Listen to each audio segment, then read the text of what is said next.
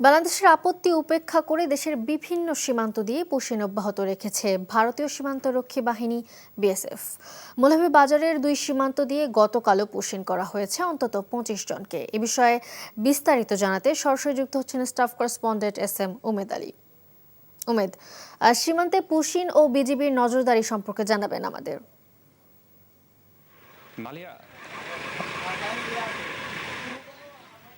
মালিয়া, আসলে আপনি যেমনটি বলছেন, মৌলভীবাজার জেলার 7টি উপজেলার মধ্যে 5টি উপজেলা পড়েছে সীমান্তবর্তী এলাকায় এবং এর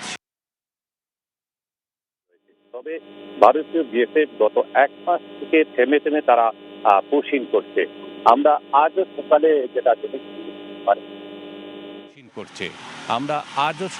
যেটা জেনেছি মানে মৌলভীবাজারের বড়লেখা উপজেলার লাতু সীমান্ত দিয়ে 10 জন নারী শিশুকে পুশিং করেছে বিএসএফ। তাদের সাথে স্থানীয়রা যেটি কথা বলেছেন সেই অনুযায়ী আমরা যেটা জেনেছি যে তাদেরকে বিএসএফ ক্যাম্পে রাখা হয়েছে প্রায় 1 সপ্তাহ অধিক সময় থেকে।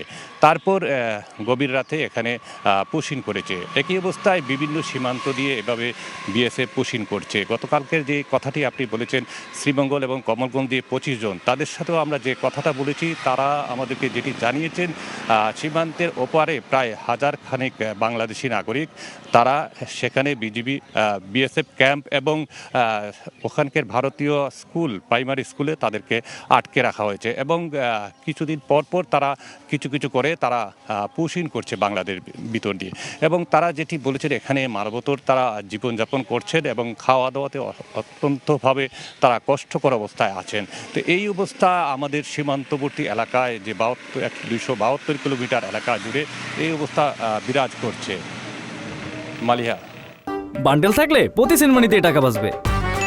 বিকাশ সেনমানি বান্ডেল কিনে জিতুন প্রতি লেনদেনে।